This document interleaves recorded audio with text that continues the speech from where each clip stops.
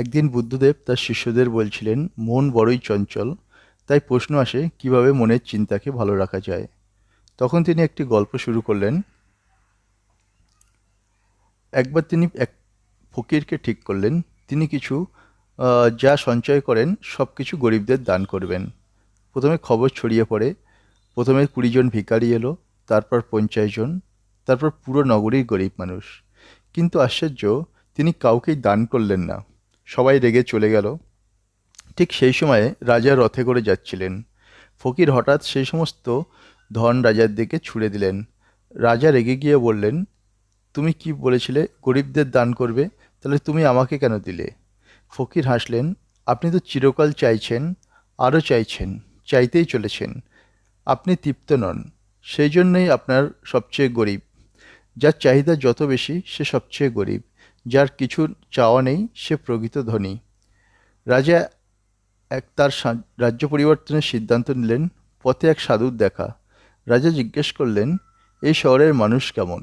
সাধু পাল্টা প্রশ্ন করলেন, আপনি যেখানে থেকে আসছেন সেখানেকার মানুষ কেমন? রাজা বললেন, খারাপ, লোভী এবং অহংকারী। সাধু বললেন, তাহলে এখানেও তাই পাবেন, এখানে খারাপ লোকই বেশি।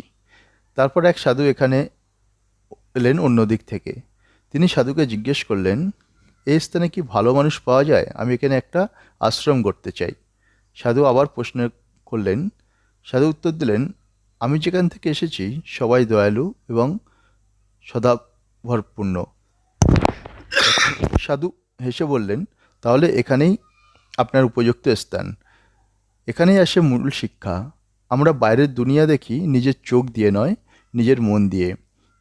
আপনার মতে কি মানুষেরা ভালো বা খারাপ হওয়ার তার নিজের দৃষ্টিভঙ্গির উপর ডিপেন্ড করে? কথা কমেন্ট সেকশনে জানাবেন। শিষ্যরা অবাক হয়ে বুদ্ধদেবকে প্রশ্ন করল, গুরুজি, আপনি একটি প্রশ্নের দুটি আলাদা উত্তর দিলেন কেন? বুদ্ধদেব বললেন, কারণ মানুষ যা খুঁজে সে তাই খুঁজে পায়। কার একজন নেতিবাচক মন দিয়ে এলে সব কিছুই খারাপ দেখাবে, আর একজন যদি ভালো আশা করে আসে সে ভালো পাবে। কদম ফুল কাদা থেকেই জন্মায়, তবুও সে নিজের সৌন্দর্যে সুবাস হারায় না। গোলাপের কাঁটা আছে, তবুও তার সৌন্দর্য প্রকাশ করে।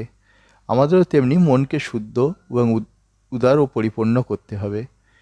আপনি যদি একদিন সব কিছু নতুনভাবে দেখতে পেতেন, আপনি কী চিন্তাভাবনা বদলাতেন তা নিজের কমেন্ট সেকশনে জানাবেন। আপনার জীবনটা বদলাতে চাইলে আপনি চিন্তা বদলান। ভালোবাসা পেতে চাইলে মনকে ভালোবাসুন। শান্তি চাইলে অন্তরের আওয়াজ শুনুন।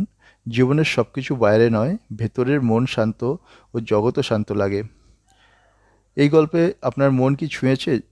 আপনি কি শিখলেন এই গল্প থেকে তা নিজের কমেন্ট সেকশনে জানাবেন। আমাদের ভিডিও ভালো লাগলে লাইক এবং কমেন্ট সাবস্ক্রাইব করবেন। নতুন গল্পের জন্য অবশ্যই বেল আইকনটি ক্লিক করতে ভুলবেন না। ধন্যবাদ আমাদের সঙ্গে থাকার জন্যে।